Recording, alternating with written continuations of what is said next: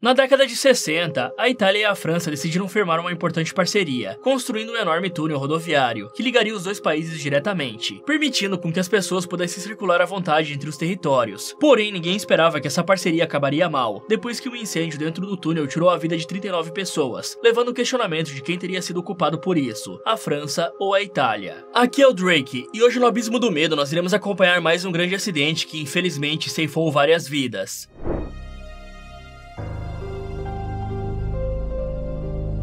Você com certeza já deve ter ouvido falar dos Alpes franceses, nem que tenha sido uma única vez, pois essa cordilheira, ou se preferir esse conjunto de montanhas, é uma das mais visitadas mundialmente pelos turistas, que gostam de ir até lá para esquiar, percorrer trilhas com raquetes de neve nos pés, passear de teleférico enquanto observa uma bela vista, ou se aventurar um pouco mais pilotando uma snowmobile. Já no final do dia, você pode fugir das baixas temperaturas passando a noite em um chalé de madeira, e quem sabe saborear um fondue de morango com chocolate, que é uma sobremesa bem característica do país. E é justamente nos Alpes franceses que está localizado Mont Blanc, que divide a Itália e a França, servindo como uma espécie de fronteira da natureza, e sendo considerada a montanha mais alta da Europa Ocidental, com 4.809 metros de altitude, contabilizando sempre a partir do nível do mar. Mas voltando um pouco no tempo, em 1949 o mundo ainda estava se recuperando dos estragos causados pela Segunda Guerra Mundial, que gerou prejuízos econômicos e também na infraestrutura de vários países, já que diversas estradas e pontes foram destruídas pelos soldados. Então, para se recuperarem e ao mesmo tempo saírem na frente das outras nações, a França e a Itália decidiram criar um túnel que ligaria os dois países, facilitando assim a exportação e importação de produtos. E esse túnel seria construído embaixo do Mont Blanc, pois antes disso, os caminhoneiros tinham que dar uma enorme volta para contornar a montanha, que era basicamente um obstáculo no caminho entre os dois países. Mas essa decisão de criar o túnel não foi nada fácil, porque a França e a Itália tinham se enfrentado na Segunda Guerra 4 anos atrás, com a França pertencendo ao grupo dos aliados, e a Itália seguindo o cara do bigode. E essa negociação foi tão complicada, que apenas 10 anos depois, em 1959, é que o túnel começou a ser de fato construído. Só que para deixar tudo mais organizado e fácil de administrar, a França construiria metade do túnel pertencente ao seu território, enquanto que a Itália cuidaria dos outros 50% que ficava no seu país. Inclusive, cada nação fundou uma empresa que cuidaria somente da construção do túnel. A França criou a TMB, já a Itália fundou a SITMB, sendo que as duas últimas letras de cada nome se referem justamente a Mont Blanc. Mas voltando à parte da construção, levou 3 anos apenas para terminar de perfurar a montanha, e no total os operários utilizaram cerca de 900 toneladas de explosivos para abrir caminho, além da incrível quantia de 770 mil parafusos para construir toda a estrutura de ferro e metal. E depois de 4,6 milhões de horas trabalhadas, que foram divididas em uma equipe de 5 engenheiros e 350 operários, o túnel finalmente ficou pronto, tendo 11.600 km de extensão e funcionando pela primeira vez em 19 de julho de 1965. E nesse dia estava o presidente da França na época, Charles de Gaulle, e também o da Itália, Giuseppe Saragat,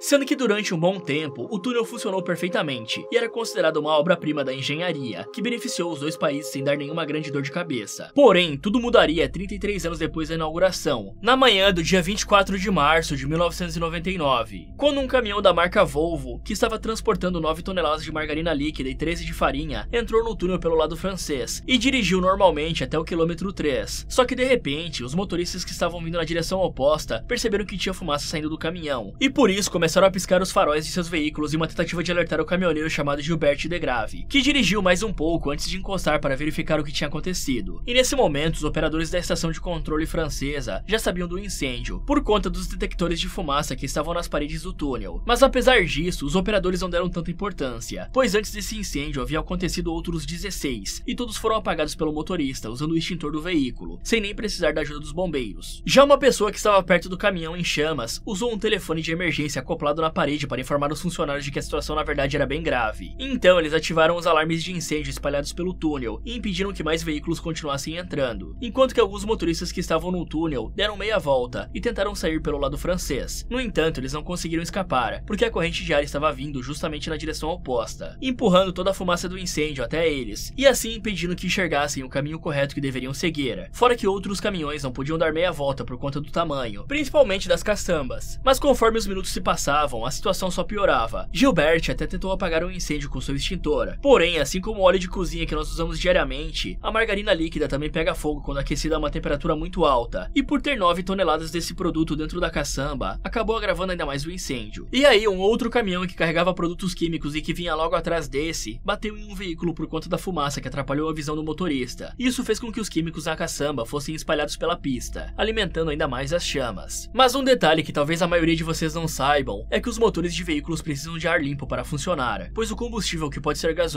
diesel ou etanol, é misturado com o oxigênio presente no ar, ocasionando uma combustão que empurra o pistão do motor e gera a potência necessária para o carro andar. Porém, como o oxigênio dentro do túnel estava sendo substituído pela fumaça e pelo cianeto, os motoristas não conseguiram dar a partida para ir voltando aos poucos de ré, e por isso cerca de 50 pessoas tiveram que ficar dentro dos carros, esperando o socorro chegar. Já as janelas e portas permaneciam fechadas, para que a fumaça não entrasse, enquanto que alguns foram mais corajosos e enfrentaram a fumaça, o calor e o fogo, conseguindo chegar nos abrigos anti-incêndio que estavam espalhados a cada 600 metros ao longo do túnel, e que haviam sido construídos antes da inauguração como uma medida preventiva. No entanto, esses abrigos foram feitos para durar apenas 2 horas, então se o incêndio não fosse apagado até lá, essas pessoas iriam morrer. Já às 11 horas da manhã, cerca de 10 minutos depois que o incêndio começou, 3 caminhões de bombeiros chegaram no túnel, 2 vieram pelo lado francês e 1 pelo lado italiano. E aí, às 11h15, a primeira equipe de bombeiros franceses tinham entrado no túnel, e estavam avançando aos poucos, e com grande dificuldade, por conta do calor e da fumaça. Só que ao chegar a mais ou menos 3 km de distância do caminhão, eles não conseguiram mais progredir, porque vários veículos em chamas estavam bloqueando a passagem. E como não havia acostamento nesse túnel, o único caminho disponível era pelas estradas, fora que o motorista Gilbert tinha abandonado seu caminhão há alguns minutos atrás, e estava agora correndo em direção à parte italiana do túnel. Mas ao mesmo tempo em que isso acontecia, um funcionário italiano começou a bombear ar limpo através dos dutos de ventilação, porque ele queria impedir que as pessoas morressem sufocadas lá dentro. E apesar de ter feito isso na melhor das intenções, o funcionário piorou ainda mais o incêndio, já que o ar que ele bombeou acabou alimentando as chamas. Porém, enquanto a primeira equipe de bombeiros estava escondida dentro de um daqueles abrigos anti-incêndio, as chamas iam se espalhando pela estrada, explodindo os pneus e tanques de combustível dos veículos que foram abandonados. E essas explosões lançavam estilhaços para todas as direções, criando um cenário aterrorizante que ninguém poderia suportar. E como os fios elétricos haviam derretido por conta do calor, toda a iluminação interna se apagou. Então basicamente as pessoas estavam em uma escuridão total, sem saber o que iriam fazer para escapar. E as temperaturas próximas ao incêndio poderiam chegar aos 1000 graus Celsius, fazendo com que o asfalto da pista literalmente derretesse. E aí, nas próximas 6 horas, os bombeiros que não estavam presos deram início a uma missão de resgate, que seria feita através dos dutos de ventilação do túnel, porque essa era a única forma que ainda restava para ir e voltar. Sendo que dos 15 bombeiros que ficaram presos, 14 deles se encontravam em estado grave, com queimaduras e fumaça nos pulmões, mas apenas um acabou falecendo, e era justamente o tenente do corpo de bombeiros. E no total, 39 pessoas perderam a vida nesse trágico acidente, 29 delas faleceram dentro dos veículos, enquanto aguardavam a ajuda chegar. Já outras 9 morreram ao tentar escapar a pé, porém quem mais saiu prejudicado foram os franceses, isso porque ninguém faleceu no lado italiano do túnel, fora que todos os outros corpos foram carbonizados pelas chamas, exceto pelo tenente dos bombeiros que morreu no hospital, e alguns corpos até viraram cinzas, dificultando bastante o trabalho dos peritos na hora de fazer o levantamento. Só que das 50 pessoas que ficaram presas no túnel, apenas 12 conseguiram sobreviver, e todas elas estavam no lado italiano, o que mostra mais uma vez que os franceses foram os que mais sofreram perdas. E a investigação descobriu que a maioria das vítimas morreu em um período de 15 minutos após o início do incêndio, com as chamas queimando por 53 horas seguidas, graças à enorme quantidade de margarina líquida que tinha dentro da caçamba do caminhão da Volvo. E cerca de 40 veículos ficaram presos no incêndio, rodeados por fumaça densa e venenosa, que continha cianeto, e também o tão conhecido monóxido de carbono. Mas por conta das condições climáticas à hora do incêndio, o fluxo de ar entrava primeiro pelo lado italiano, o que fez com que a fumaça fosse soprada na direção das vítimas. E o mais impressionante é que demorou 5 dias para que o túnel esfriasse o suficiente para o pessoal conseguir entrar lá e dar prosseguimento com as investigações. Mas apesar de todo o estrago que ficou no local, o relatório oficial aponta que um mero cigarro aceso jogado por um motorista ou passageiro começou o incêndio, provavelmente porque o cigarro acabou indo parar dentro do caminhão através de uma peça chamada snorkel, chegando até o filtro de ar que era feito de papel, e dando início ao fogo que consumiu o veículo por inteiro, sendo que uma boa parte dos fumantes costumam jogar o cigarro aceso sem se preocupar com o que tem ao seu redor. Inclusive o incêndio da estação King Cross, que aconteceu em 1987, começou por esse mesmo descuido de um passageiro. Mas passando para o que aconteceu no julgamento, a empresa responsável por cuidar da parte italiana do túnel, a SITMB, teve que pagar 13,5 milhões de euros para os familiares das vítimas, pois apesar do incêndio ter começado na França, o fogo também se espalhou para a parte italiana, fora que o túnel era a responsabilidade das duas nações. E esse cara aqui chamado Edouard Ballaudot, que mais tarde viria a ser o primeiro-ministro da França, também participou do julgamento, mas como testemunha. E ele basicamente disse que o fato de terem dividido o túnel em duas partes é o que ocasionou um número tão grande de vítimas. Isso porque as equipes de cada país não se comunicavam corretamente uma com a outra e trabalhavam de forma descoordenada. E como Baloudu tinha chefiado o lado francês do túnel entre 1968 a 80, ele sabia bem do que estava falando, além de que a culpa pelo acidente caiu até mesmo no colo da Volvo, a fabricante do caminhão que pegou o fogo, pois tinha uma teoria de que o veículo apresentou uma falha mecânica ou elétrica, e por isso o acidente teria acontecido. Só que no decorrer de tudo, a Volvo foi inocentada, até porque fazia zero sentido essas acusações, já que se esse fosse realmente uma falha de fabricação, era para outros caminhões do mesmo modelo pegarem fogo ao redor do país. E aí, em 27 de julho de 2005, quando a sentença final do julgamento saiu, 13 pessoas foram consideradas culpadas e receberam pena que variavam entre multas a poucos meses de prisão. Geraldo Roncalli, que era o chefe de segurança geral do túnel, recebeu 6 meses de prisão e mais 2 anos que poderiam ser cumpridos em liberdade. Enquanto que Rémi Chardon, presidente da TMB, que era a empresa que cuidava da parte francesa do túnel, foi condenado a 2 anos de prisão que também poderiam ser cumpridos em liberdade e multado em 15 mil euros, sendo que Gilbert Degrave, o motorista do caminhão, teve uma pena parecida, só que de apenas 4 meses. E nesse mesmo julgamento foi mostrado que a empresa francesa TMB tinha uma margem altíssima de lucro, de 91%. Isso porque eles não respeitavam a capacidade de segurança do túnel, pois se coubessem apenas 30 caminhões por viagem, eles deixavam entrar 40 ou 50, porque queriam lucrar com o dinheiro do pedágio pago pelos motoristas. Mas como esse era um túnel importante para os dois países, ele foi reaberto em 9 de março de 2002, há exatos 2 anos e 11 meses desde que o acidente tinha acontecido. Mas dessa vez eles tomaram bastante cuidado e implementaram muitas melhorias, além, é claro, de corrigir as falhas de segurança. Então, nessa versão 2.0 do projeto, eles criaram uma espécie de quartel-general em que os funcionários ficam observando as câmeras 24 horas por dia, cuidando do túnel como um todo, sem separar a parte francesa da italiana como acontecia antes. E como nós vimos anteriormente, os bombeiros e também alguns sobreviventes se refugiaram dentro dos abrigos anti-incêndio. Porém, esses eram bem fracos e só aguentavam 2 horas, fazendo com que os bombeiros se ferissem gravemente e as pessoas morressem. Mas dessa vez eles construíram abrigos bem mais resistentes, que podem aguentar um calor de 1000 graus Celsius por várias e várias horas. Além do mais, esses abrigos levam até uma galeria subterrânea, que está interligada e que percorre o túnel inteiro, o que significa que é possível escapar quando a situação ficar ruim. E fora isso, também tem extintores lá dentro, e até mesmo um telefone para se comunicar com a equipe que monitora tudo. E no total são 37 abrigos anti-incêndio, espalhados a cada 300 metros. Em adição a isso, foram instaladas 120 câmeras de segurança, 3.860 sensores de temperatura, 116 extratores de fumaça que são controlados remotamente e que irão evitar que as pessoas morram sufocadas se outro incêndio acontecer. O sistema de ventilação também foi completamente refeito. E agora não é mais possível que o ar que vem de fora alimente as chamas, assim como aconteceu no acidente. Além disso, uma estação de bombeiros foi colocada no meio do túnel, funcionando 24 horas por dia e com profissionais lá dentro de prontidão para ajudar em qualquer perigo que surgira. Inclusive, nessa estação tem um caminhão que possui uma cabine de cada lado, para conseguir andar para as 2 direções sem precisar dar meia volta, o que é extremamente útil em lugares apertados como um túnel. Outra implementação interessante foram as cabines de combate a incêndio, onde os bombeiros podem ficar seguros lá dentro ao mesmo tempo que apagam as chamas que estão na estrada, e no total tem 78 delas. Mas agora, para finalizar o vídeo, eu não poderia deixar de falar de um herói que deu a vida para salvar 10 pessoas, Pierlucio Tinazzi, que era um guarda de segurança italiano que trabalhava no túnel no dia do incêndio. Sua função era fazer uma patrulha de moto para verificar se os motoristas estavam seguindo as normas de trânsito. Então, quando o incêndio começou, ao invés de fugir do local, o cara fez várias viagens colocando em cima da sua moto qualquer pessoa que ele encontrasse viva e precisando de ajuda. E mesmo quando era quase impossível de se aproximar das chamas, Pierlucio não desistiu, porque queria salvar todo mundo que estivesse lá. Porém, na 5ª viagem que fez, ele encontrou um motorista chamado Maurice Lebras, que estava inconsciente e portanto não conseguiria se manter na moto. Só que para não abandoná-lo no local, Pierlucio arrastou o motorista até um dos abrigos anti-incêndio e ficou esperando a ajuda chegar junto com ele. Mas infelizmente, o socorro nunca veio e os dois morreram juntos. Mas nesse memorial criado para homenagear as vítimas, podemos ver que o nome do Pierlucio está em destaque, justamente como o tenente dos bombeiros. Fala galera, o que você faria se estivesse no túnel no momento do incêndio? Me contem nos comentários. Muito obrigado por assistir e até o próximo.